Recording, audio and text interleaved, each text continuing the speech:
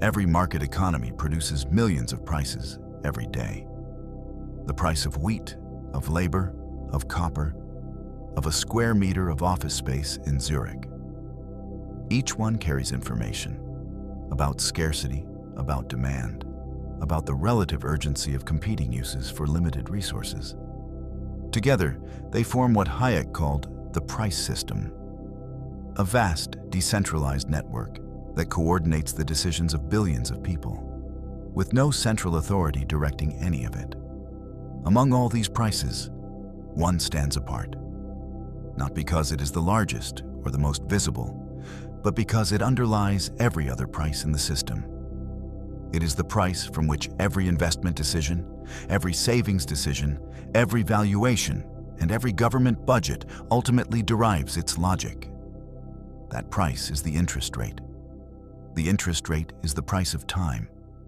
It is, at once, the cost of capital for every business that borrows to invest, the discount rate applied to every future cash flow ever calculated, and the signal that coordinates every intertemporal decision in the economy. When it is set by markets, it encodes truth. When it is set by committee, it encodes fiction, with consequences that compound silently until they cannot be ignored. The modern central banking conversation about interest rates is almost entirely procedural. Rates are set at committee meetings, calibrated to inflation and unemployment, and adjusted in increments of 25 basis points. What this framework leaves out is the question the classical and Austrian economists placed at the center of their analysis. What is an interest rate at its most fundamental level, and where does it come from? The answer begins not with central banks, but with human nature. Every human being, in every culture and every era, prefers present goods to future goods of the same kind. This is not irrationality. It is a rational acknowledgement that the future is uncertain, that present wants are pressing, and that time itself has a cost. Eugen von Bohm-Bawerk called this time preference. The interest rate, in his framework, is simply its market expression, the rate at which people are willing to trade present goods for future ones, revealed through their behavior as savers and borrowers. A central bank that sets the rate below this natural level is not choosing a better rate than the market would. It is suppressing the information the rate carries and replacing it with an administrative fiction. And that fiction propagates through every channel that touches the price of time. The savings channel runs first.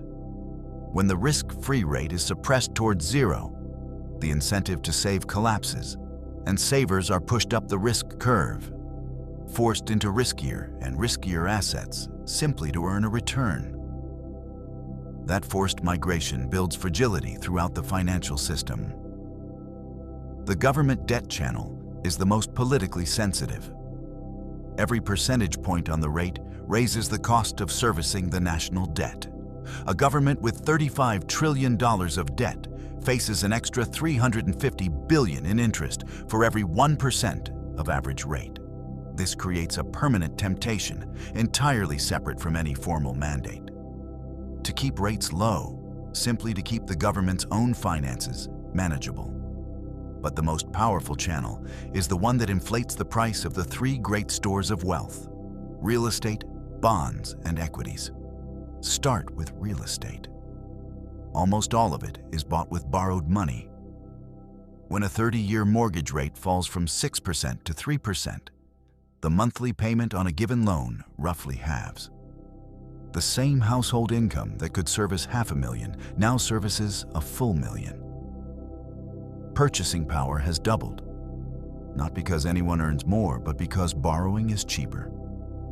Multiply that across millions of households, and the result is a surge in demand absorbed almost entirely by rising prices.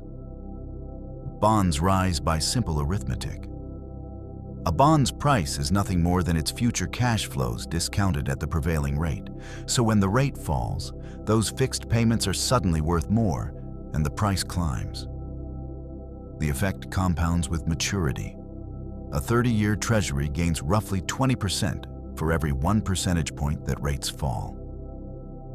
This is not a tendency. It is an identity. 15 years of falling rates produced one of the greatest bond bull markets in history. And when rates finally turned in 2022, the same arithmetic ran in reverse, and long-dated bonds suffered their worst drawdown on record. Equities are inflated twice over. First, the discount rate channel. Lower rates make every future earnings stream more valuable in present terms, lifting valuations without any improvement in the underlying business. Second, the credit channel. Cheap money expands total credit, which circulates as real revenue. Higher revenues, discounted at a lower rate, valuations doubly inflated. When rates rise, both reverse at once. Now consider who owns these three assets. They are owned overwhelmingly by the wealthy. Because asset ownership is, almost by definition, what makes a household wealthy. In the United States, the top 10% own roughly 70% of the nation's wealth. The bottom half own almost nothing. And the link to the price of money is not subtle. Watch what happens to the share held by the top 1% as the central bank drives rates down. The two move as mirror images. Across 4 decades of falling rates, the richest 1% slice of the nation's wealth climbed in near perfect step. So when monetary policy inflates asset prices, it does not lift all boats. It transfers wealth with mechanical precision from those who hold their resources in wages and savings to those who hold them in assets. The inequality that has dominated Western politics for 15 years is, at its root, a monetary phenomenon. The Austrian theory of the business cycle explains where this ends. When the rate is held below its natural level, credit expands, not because anyone has chosen to save more, but because the banking system creates new purchasing power out of nothing. Businesses, seeing financing costs that imply abundant patient capital, launch long-horizon projects that would never be profitable at the true rate. The economy behaves as if vast savings exist when they do not. This is the boom. Apparent prosperity built on a credit expansion that cannot be sustained. And then comes the crisis. When the central bank is finally forced to raise rates, the entire structure of malinvestment built on the false signal is exposed. The recession in this framework is not the disease. It is the cure. We have just lived through the largest experiment in this distortion in monetary history. From 2008, the Federal Reserve held rates near zero for 7 straight years. The Bank of Japan has been there since the 1990s. The European Central Bank pushed rates below zero, and the result was exactly what the theory predicts. The Shiller-Cape ratio reached 38 by early 2022, a level seen in 150 years, only at the peak of the dot-com bubble. These valuations were not earned by extraordinary profits. They were manufactured by the suppression of the price of time. Then the bill arrived.